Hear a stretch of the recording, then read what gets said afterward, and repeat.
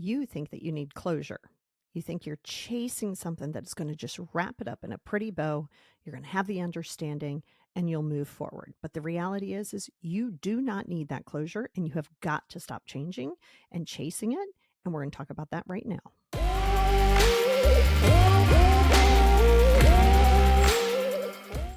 Hey, everybody, and welcome back to the Positivity Experience. It's your girl, Lori. Damn, am I excited that you're here, as I am every single week. I am super excited for this topic. I am actually, when I'm recording this now, later on this week, I am going to go to Sleepy Hollow, and I'm going to hopefully have a really good time there for the weekend. I like that kind of thing, so I'm looking forward to it. It is my time of the season, and my mental health is so much better in the fall. I'm in the Northeast, so I get the change of the leaves and the crispness, and it just really does it for me. And I love it. So I'm walking into the best time of the year for me. This topic has been requested multiple times by my clients. I've seen it a million times. I recently just had a conversation with somebody who's like, why do people want closure, including them, right? So I went into it. And I'm also finishing up a chapter on closure in my book. Why I didn't need it, why closure happens the moment something is done. And I really want to tap into that for you. Go to the Patreon, patreon.com/, the positivity experience. If you want a worksheet, each week you will get a worksheet. The worksheet is only as good as you do the work. It is not a miracle. It is something that you get to dig deep into. And for me, regardless of what I listen to, I love to have a starting point, which is why I created it. Highly encourage you to go there if you're looking to make appointments for sessions with me, or when my book comes out, or the free Letting Go workbook. Hop over to the website, thepositivityexperience.com. You will find both of those links in the show notes wherever you're getting the show right now. I am so excited for this. So we're going to talk a lot about the brain, but we're going to talk about my favorite thing, which is ego. Three of the main things that I work with people on, I work with many things, but attachment, ego, and boundaries. Those are like my staples of everything that I do. It's also something that truly helped me start to live a life that I wanted, but I didn't know I wanted, but I needed. And this is something that I think will be very beneficial for you because it's an ego check. And we're going to talk extensively about ego in these next coming weeks because even though I've done stuff in the past, people really want a refresher, and I'm happy to give it to you. So let's talk about what you're seeking. See, you're seeking that you need answers, but you're really just trying to regain control after feeling powerless. So think of it as your brain going, whoa, wait a minute. This isn't complete. We don't know what's going on here. Our ego says we need to understand it for ourselves and we need to make sure that it isn't fully us. Because you're going to replay those conversations. You're going to analyze those texts. You're going to crave one more meeting because your mind cannot accept something ending without resolution. You don't need the resolution, but I'm going to tap into that with you here in a little bit. Closure is the ego's bargaining stage of grief. It's a desperate, desperate attempt to rewrite the ending so it hurts less. But you don't want closure. What you want is reassurance that your pain meant something, but that's not closure. That's craving validation to soothe an abandoned identity. This is really important, and it's something that is part of your healing journey. You will navigate through many things on this journey that we call healing, and this is a big one. Most of the things that you're going to find on this healing journey, even something like patience, lack of patience, needing the answers now, refusing to repeat the same things over and over again until it becomes a new habit, not allowing yourself to fall in love with this hope and desire. Now, of course, we know trauma-based attachment, insecurities, a mood disorder. We know that that's a contributing factor, but at the end of the day, it will always come down to some level of your ego. Ego is something, as you learn about it, and you recognize what part of your ego you're living in, then you can walk hand in hand with it, confront it this is all about yourself, right? Confront it in a healthy way. So you give yourself the validation, but you don't allow it to control your destiny, which is extremely important. So what do we confuse closure with healing? Your brain does not like unfinished stories. Imagine if, okay, you know what? I'll give you an example of that. That's a cliffhanger. You're watching TV, you're reading a book, there's a cliffhanger. You're like, oh my God, what happens? Did the person get shot? Did they live happily ever after? Where are they? So if you're watching a movie or a show and it leaves it up to your mind, years ago, The Sopranos was like this. Loved The Sopranos, watched all 10 seasons of it, 11 seasons. And the very ending, this is not a spoiler, it's only decades old. But when they're in this restaurant and he goes to the bathroom, Tony goes to the bathroom, and all these people come in, it fades to black. So you're left to determine, did they murder everybody? What happened? So your brain kind of goes, well, that was a stupid ass ending. And honestly, I mean, to some level it was, because you're like, this is what it led up to. But your brain doesn't like things that are not complete, which is why if you're stressed or you're just want something to just feel comfortable, you will watch the same thing over and over again because you know the beginning, the middle, and the ending. Just recently, I had Dirty Dancing on again just while I was crocheting because I didn't really need to think. And I obviously know what happens. I can do the dance, I can quote the lyrics. It's just good to say, oh, okay, I don't have to put any effort in because I know what's happening. So the moment your brain goes, what happened here? Now, if we throw in not just your ego, if we throw in attachment, if we throw in fear of abandonment, fear of rejection, this is going to get steady heightened. So if a relationship or even a situation ends abruptly, your brain goes, this is unfinished business. And then every unanswered question creates that mental loop. And I know you know this mental loop. I'm going to give you the script to this mental loop. What happened? Damn, was it me? What did I do? Was I not enough? Could I have done one more thing? This is a standard practice. And you're going to find that when you're going through this, typically there is a cycle, much like anxiety. So there's a cycle. First, you're almost startled. You're like, what? Wait, what the hell just happened here?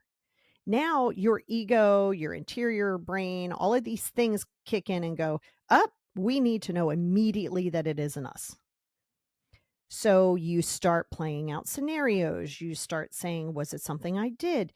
So you go through that. Then you go through this frustration, anger period where you're like, well, that sucks. I don't understand. Like, why couldn't they just say something? You're going through that. And remember, you're the one that's losing sleep over this. You're the one that's ruminating it over and over and over again. So if you have obsessive thoughts, which is pure O, that's the obsessive part of OCD, highly recommend that you talk to your doctor about a pure O screening. If you are on Patreon and even this podcast, I did a whole episode on pure O, but over on the Patreon, there's a worksheet there. If in fact you've completed it, take that to your doctor. Just ask them about a OCD screening. Just ask them. Nobody's diagnosing you, but it may prove very helpful for you on this journey. So when you get on that merry-go-round, that loop of intrusive but really obsessive thought of why did this happen? Why did this happen? Needing to know everybody's why. You don't need to know everybody's why. That is 1000% your ego. And people think of ego as like, oh, you think you're better than everybody else. That is not just where ego lives. And we're going to, like I said, go into that further, down the road again. So it'll be very helpful.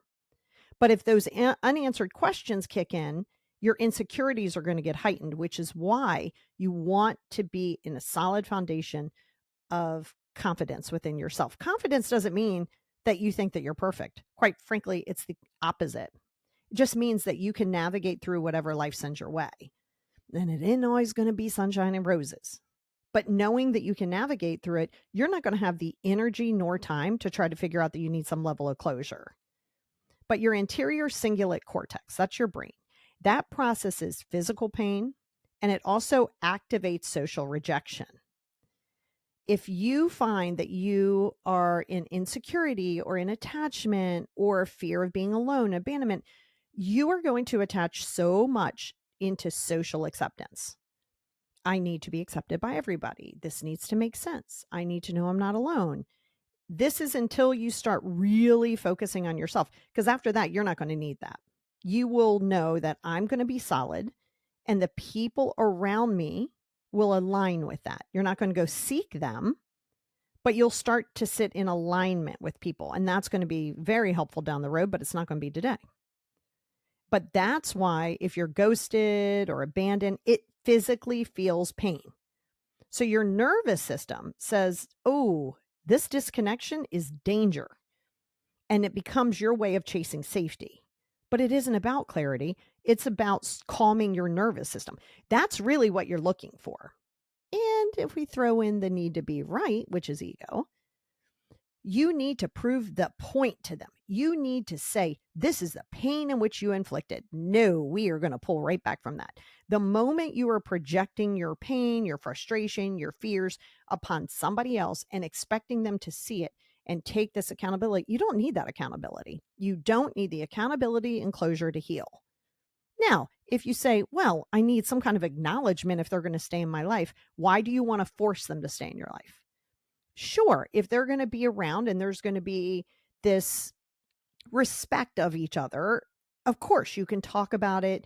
You can say, hey, this is how I felt. Da, da, da, da, da. That's great. But that's not going to be 92% of the situations that you run into. I always tell you this, and I'll tell you this now again. Being ghosted is a massive gift to you. See, you want to know it's not me. I'm okay. I'm enough, blah, blah, blah. Being ghosted is a benefit for you. It is a gift because what it's demonstrating is that person or people or whatever do not have the emotional maturity to carry on a conversation, to talk about what happened, talk about their feelings. You do not want to have a relationship with these people anyway.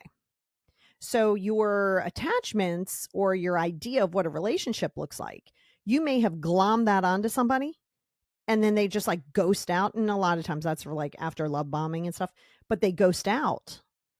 It is like the universe's way of stepping in and going, okay, we do not need attachment to this person. But your ego goes, I need to know. Your interior cingulate goes, I need to know. I need to feel safe. You do not. There is radical acceptance, which is my most favorite thing.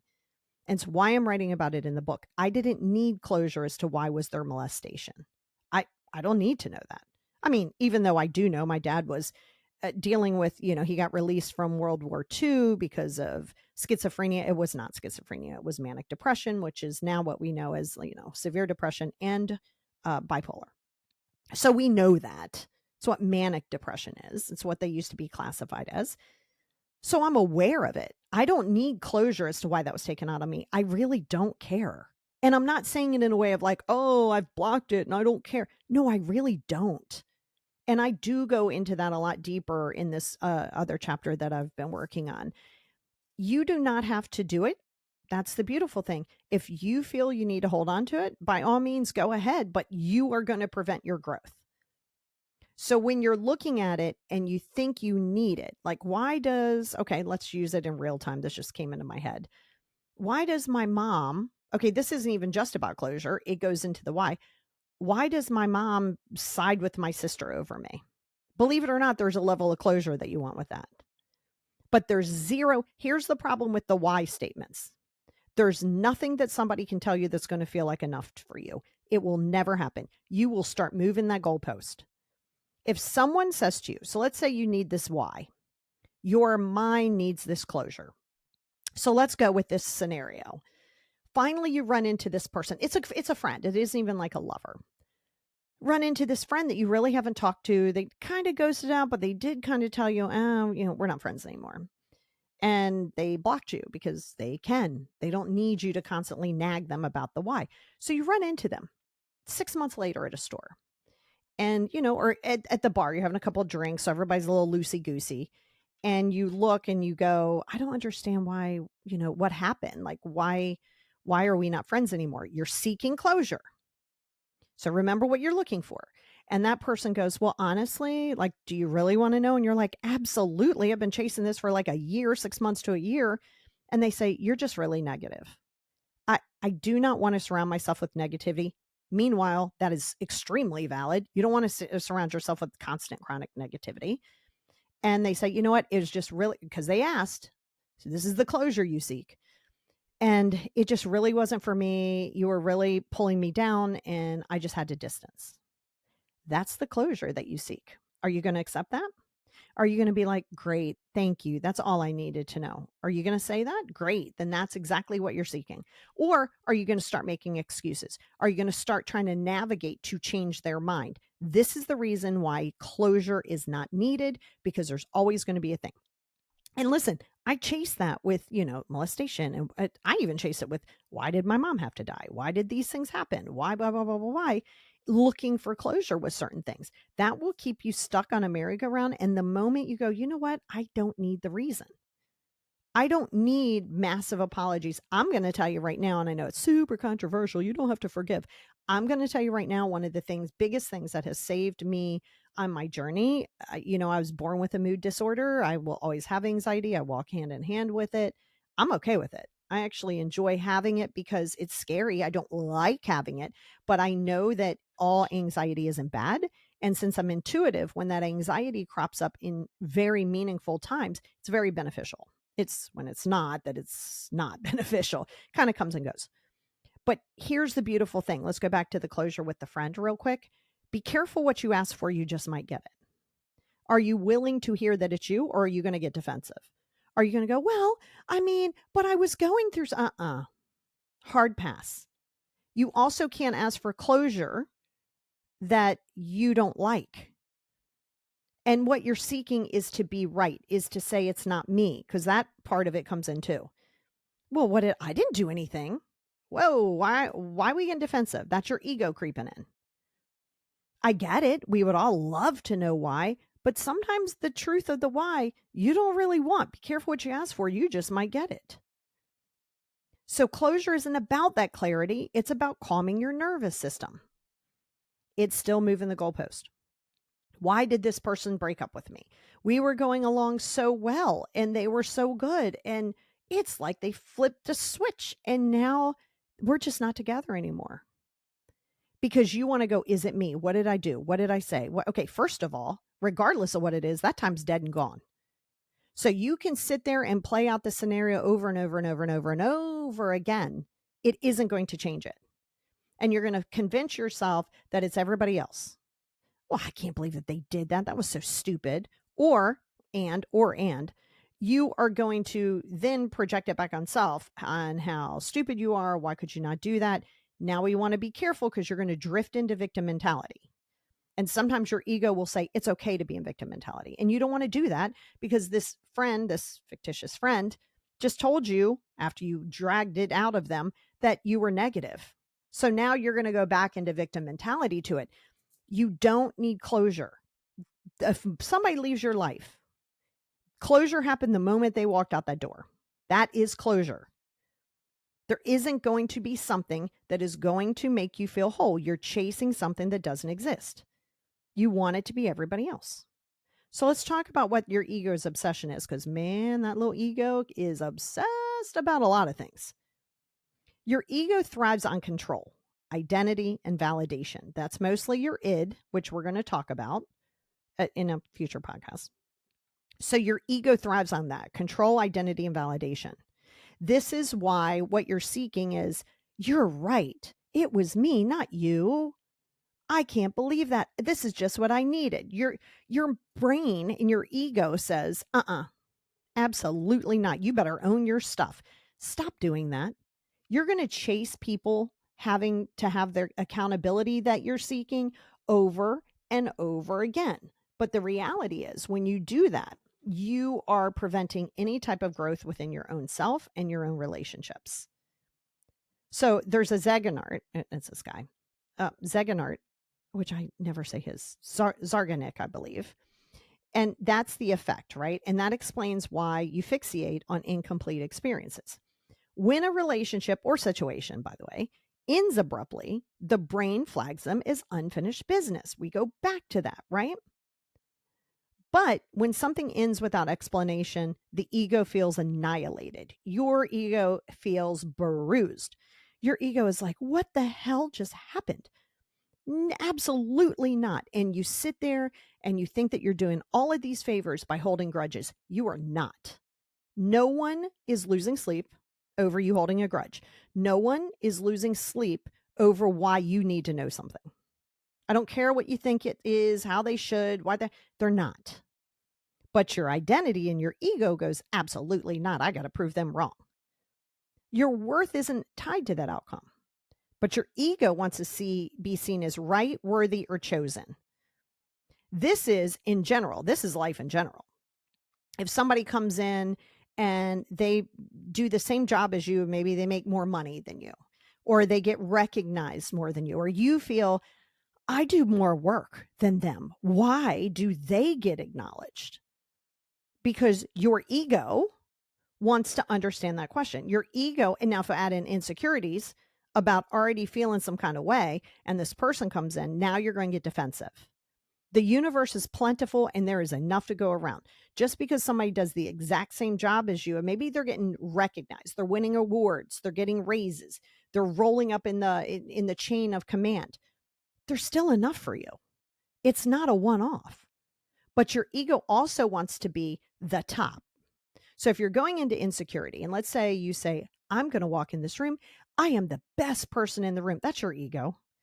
You want to walk in any room, regardless of what your status is, and know that you belong in the room, but yet you're not better than anybody in the room. This is where you're going to have to get really clear and accept that you still have insecurities. When your ego is triggered and you start to spiral and you need this level of you're in insecurity. I don't care what you tell yourself. I don't care what you convince yourself. When you have an ego, which we will go into in the future, like I said, there's three parts of your ego, the id, the super ego, and then the ego that goes, hey guys, I'm going to mediate. You want to live in the, hey guys, we're going to mediate, not the other two. If you lean into the other two, you will constantly be chasing being right. You will need to know the why. It needs to make sense. Well, I would do it different. Who cares? So they're not you. You don't need to know somebody's why. That is your ego. That is your insecurity. And that is your fear of acceptance. And until you do radical acceptance, it's going to become a problem over and over and over again, because things are going to be as they are. Regardless of why this person walked out of your life, they're out of your life. That is a fact. The reasoning is not going to be enough for you. So your ego seeks that, you know what? I acknowledge what I did and I feel this way. Sure, in theory, it's great.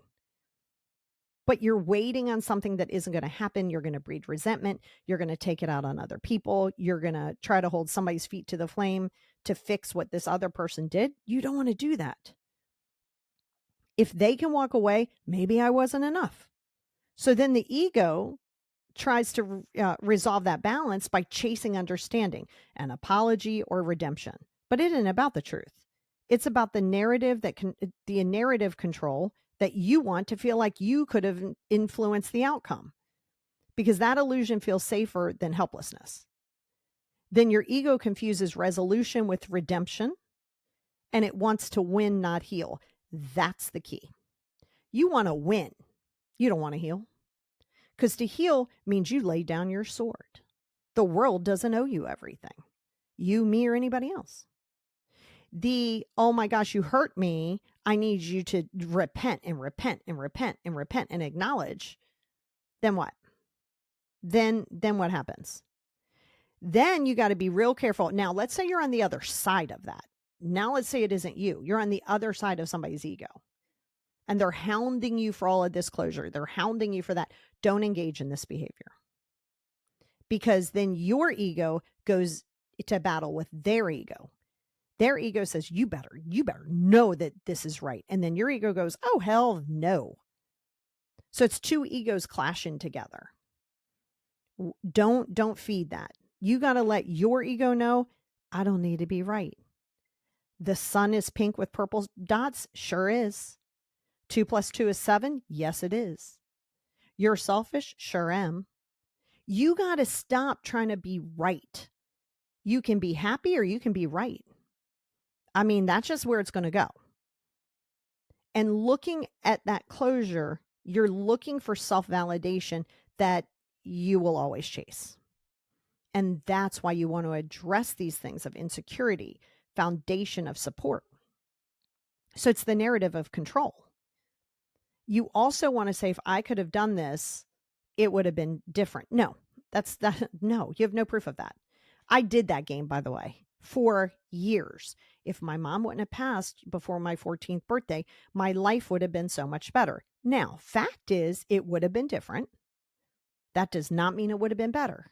So you got to be careful of chasing closure with this fantasy of things would have been so much better. My life would have been easier. Stop doing that.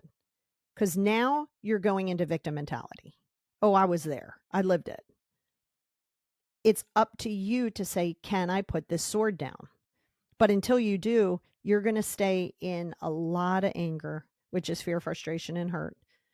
You're going to keep chasing somebody to take accountability. And then people are going to separate back from you because it becomes toxic. Not that you're wrong, by the way. Nobody's saying you're wrong. But why do you have to prove your version of right to everybody? If you know yourself, that's all that matters. You don't need that external acknowledgement. You really don't. And again, if you're going to work with somebody that you're like, okay, can we talk about it? Can I let you know how I feel? Feelings aren't facts, but they're real to you. If a person says no, stop trying to drag them to the stable. Your ego and that bruised ego is going to have a big issue. And it's your id in there. You'll find too, on the other end of that, and like I said, we'll go deeper later, people will try to punish you for having boundaries because their ego gets, activated. That's just how it is. Now, how does attachment and ego intertwine? Because when you have a solid, secure attachment, your ego is not out there. You don't need that closure. But the need for closure is linked between attachment and security. So the belief that connection defines identity, which it does not, anxious attachment needs to understand why in its mind to feel safe again. So that equates silence as worthlessness. Avoidant attachment pretends not to care, but obsesses privately, analyzes instead of feels. I need to know. Why couldn't I have done this? Now you're analyze it instead of feeling it. Then if you're in disorganized attachment, which is a mix of anxious and avoidant, that's going to swing between chasing and disappearing in all cases.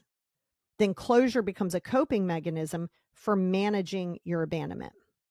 It's almost as though you give an excuse to not work on your attachment because it's somebody else's problem, right? It isn't everybody else's issue. It's your own. And you always want it to be you want to be your issue. You always want to be your issue because that's what you can control. You cannot control another human. What you think you need in closure is what you actually need is emotional safety within yourself. See, that closure is because you feel some kind of way about yourself. You're not in confidence. You're not in that secure attachment. I guarantee you 100% when you get there, and it takes years, it takes practice, it takes forward, it takes backwards. When you get there, and you have to maintain it, it's not like it's this final destination. You're like, well, this is easy. I'll have to deal with this for the rest of my life. No, this is why consistency, this is why continuing your practice of therapy, coaching, your 5 journals, which are now available for purchase. Go out and get them on my website. It's very helpful. That is imperative for you because that's what's going to build it to where even if it gets activated just a little bit, then you're going to know how to cope with it. Just how it is. Now, the paradox of closure. You don't get closure until you stop needing it from them. That's right. When you accept it for what it is, you have your closure. Waiting for someone to explain, apologize, or validate you is going to keep you tethered to the wound that hurt you. You're not going to heal by holding on to it. That's like constantly taking a little safety pin and just scratching yourself every day. Oh, look, it's healing. No, it didn't. Yep, no, it isn't. So you're keeping that wound activated. So, and even if they do apologize, I told you it's not going to erase this uneasy or uncertainty. And your ego is just trying to find the why, a new why. Because true closure doesn't end pain, it ends resistance to what it is. You can have the pain. That's how life works. Welcome to the world. You're going to have good days, bad days. You're going to have pain. You're going to have joy. Yin and yang. That's how the world we live in is. Because closure isn't a conversation, it's a decision. Let me repeat that. Closure is not a conversation, it is a decision to stop negotiating. Why? Stop negotiating with the reality. That is one of the most powerful things.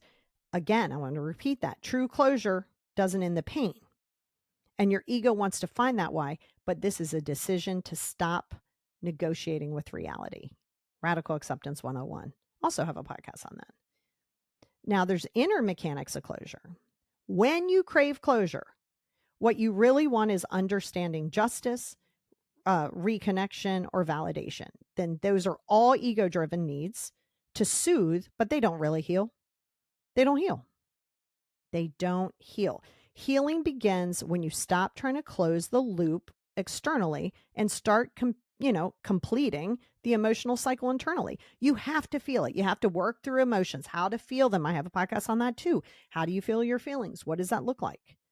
Stop projecting your hurt onto everybody else. Not that you weren't hurt. You're allowed to feel how you feel. Yes, you were sad. Yes, you were hurt. Stop trying to make everybody accountable for something that will never be enough. Again, if you want them in your life, of course, you would like a level of accountability. Be careful of trying to force that. Because if somebody isn't giving that to you, regardless if you want that relationship, you really do have to acknowledge and say, am I willing to sit there and negotiate it and drag them to accept it? Because that's a big ego thing. I will demand them to take accountability. Oh my God, that's your ego coming to the table on a high level. No. But what are the true stages of closure? Recognition. Admit to yourself that closure that you want isn't possible. Accept that. So the first one is recognition. Second one is emotional exposure. Feel that anger, the confusion, the grief, the powerlessness. Feel it, don't judge it. Just feel it. Use those 5 journals. Go get them today. Like seriously, sit with it. Radical reality acceptance. Say, okay, this was unfair. Of course, shit's going to be unfair a good amount of time. This is unfair. You may never understand it, and I can still heal. That is emotional intelligence on such a high level. And guess what? You might be listening to this, and this might be something that's down the road for you because you can't rush your healing either. So you can't jump right to this, hey, let me accept it when you're still dealing with this attachment. But just keep this and if you're on Patreon, keep the worksheet to know that this is the goal, but don't rush to get to that goal. Because then that's superficial and you're not going to be able to maintain it. Because then you're going to tell yourself, well, I don't need this closure, but you're doing that out of defensiveness. So you might not quite be there yet. And we need to go back. I know you want to rush the process. Stop doing that. It has to start at the foundational piece, but then we will get you here if you continue that journey. Self-redemption. That's number 4. Reclaim your worth. Their silence doesn't erase your value. Like, what the hell is that? So what? They're not telling you. How does that have anything to do with your value? And then number 5 is your energetic release. Ritualize the completion. Write it in those 5 journals. Speak it. Symbolize it. Let it go. The whole reason for the negativity journal, and again, go get them, is when that is full and when your data dump journal is full and you never reread your negative journal, you take it outside on the full moon, the new moon, and you burn it. It's a ritual to let go. It's not going to magically happen, but it's going to help you see it. Now, healing happens when you retrain your brain to tolerate uncertainty. And that's why this takes time. Because you got to retrain your brain. This is what I help my clients with, by the way, is retraining your brain to tolerate that uncertainty. Your prefrontal cortex, that we talk about a lot, along with your amygdala, that learns that emotional neutrality through mindfulness, body awareness, and repetition. So it's going to learn that it's okay. You don't need to know the answer because we're staying mindful. You're in the awareness and you become repetitive in it. And then that creates that safety that you're seeking.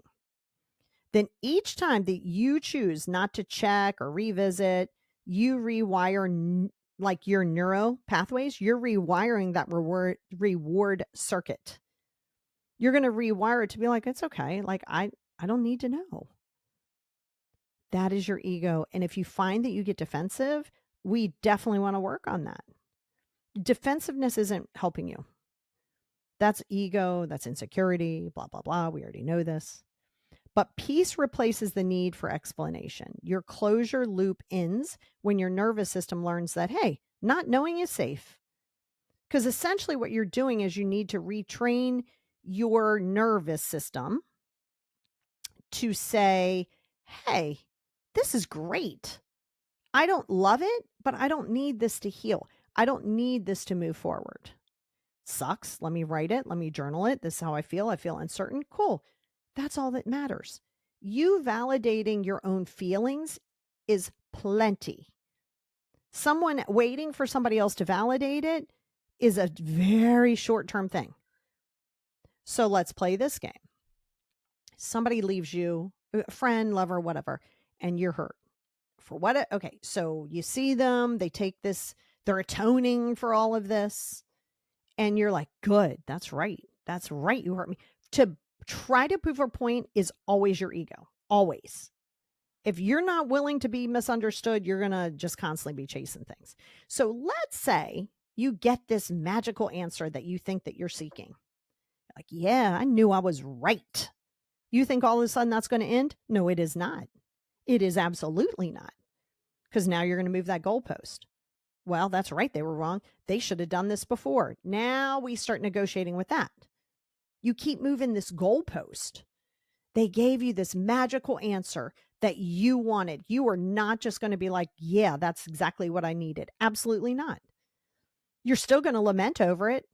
And then you're going to go, well, did they really mean that? This is why you don't need that closure. This is also why you don't need somebody's why, which is also ego. It's never going to be good enough. Oh, I was just really tired. Oh, why didn't you come here? I was just really tired. Oh, they were really tired, but I saw that they were having wine on the porch. Yeah, that's still tired. You start negotiating. If somebody's trying to negotiate reasonings, especially if they're doing it towards you, they're projecting and they're trying to negotiate the whole scenario on, is your why valid enough? Is your why worthy? Does it make them comfortable? That is a big problem. And this is how you know somebody's in their ego. And this level of closure, they're going to seek closure. If you find someone starts demanding, I'm over here in quotation on YouTube. If you see that somebody starts demanding this closure, yeah, you know that they're entitlement. They are in total entitlement. Distance from this. Don't let your ego interact with their ego because you think your ego is more in check. This is how you know where you are in your ego. You don't need to be right. It's okay to be misunderstood. You don't need to understand why they do what they do. That's where you stay. Again, we'll talk about it, but that's where the neutral part of your ego is. That is not going to happen until you deal with your attachments, until you deal with not blaming other people, when you accept that regardless of how shitty it was, that you never asked for, you're here today. You're the one that needs to validate that. I talked about it, and this chapter's already done. I talked about it before. I'll remind you. When I'm not 45, I'm 54, but we'll lie and say I'm 45. But when I came back, I was like, you know what? In my mind, I needed closure from my cousins and they're much older, right? Now that same cousin has passed away. I was raised to parents who are 44 and 49. My dad was born in 22. Mom was born in 26. So my cousins are substantially older. And I remember going and I sat down and we were talking and I said, question, did you guys know like what was going on with my dad? And she said, yeah, we absolutely did know, but he did keep you like, from us, I didn't, at that moment, I was like, wait, I don't need this. I don't know why. I don't know if it was the therapy work I had done, if it was starting to understand the education behind behavior, but it was something in that moment. I wasn't upset at all. I literally said, you know what? I don't even need to know. I think I even said that out loud.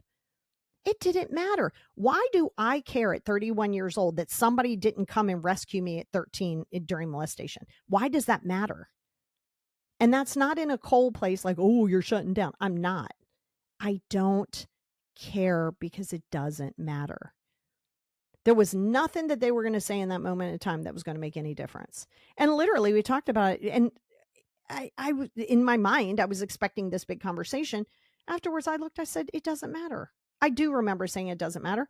And I believe we ended up finishing our coffee or whatever. We just started talking about other things. Hey, how's this person? How's that person?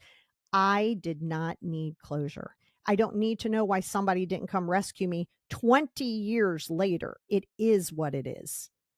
I'm not in victim mentality. I freaking was in my teens and early 20s. It doesn't matter. I'm here today. I was there today. I'm big girl. Sure, was it shitty? Sure, did it create additional attachments and need to be right and hyper independence? Of course. But I'm not going to sit there and blame that on something else. I had to look and take accountability. I didn't need the closure, and you don't either. You really don't. You don't, each time that you choose not to check or revisit, this is going to help you. Ego death. I have an entire podcast on that, but like I said, we're going to talk about that later. When you stop needing closure, part of your identity dissolves. The part that existed only in relaxation to them or realization to them. That ego death, that is ego death. But behind that loss is rebirth, a selfhood that no longer is dependent on another's reaction. Closure's never about ending a story. It's about reclaiming that authorship. Spirituality of that. Closure is surrender, allowing the, ambiguity. Allow that. Allow the pain to coexist with resistance or, with lack of resistance. Every unanswered why becomes a chance to build self-trust instead of self-blame. Use that to your benefit. Because it's not about erasing the past, it's about integrating it. You can hold pain and peace in the same breath. You sure can.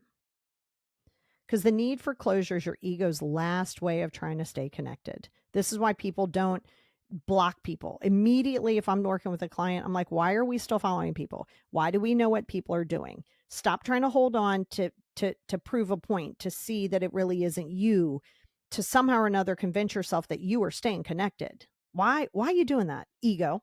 That's why.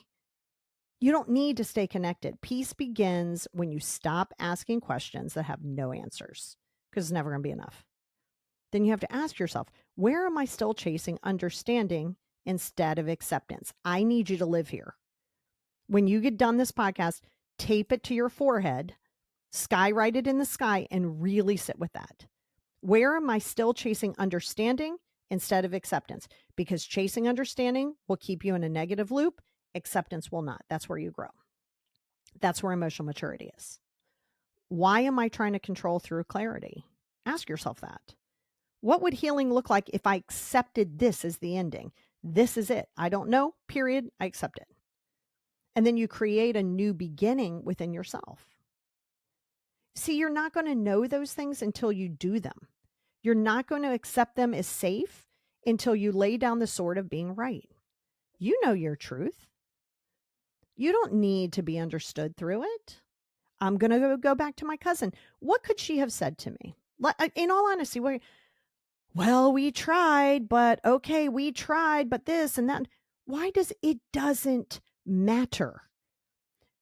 Anything she said was not going to undo what happened. So I'm going to lament on that from, let's see, 8 to 13, 14. Okay, so I'm going to lament on 5 years of that as to why you didn't come save me. It's nothing that I needed, but not in a negative way. It wasn't like I was like, well, that's fine. No, it was just that fast of a click, because I didn't go there with that click. I went there ready to like hold you accountable. I went there to understand why you would abandon me. That's why I went there. But it was the moment that question left and again, I had been doing work. I had also started to study human behavior, why we do and why I needed to know. I started to understand the ego that was rooted in insecurity within myself. So to be fair, I had already done some work and some education on understanding behavior. But so what? Like it's not like I flipped a switch and I was like, okay, now I know how to do this. I didn't. It was just something in that moment when I asked that question.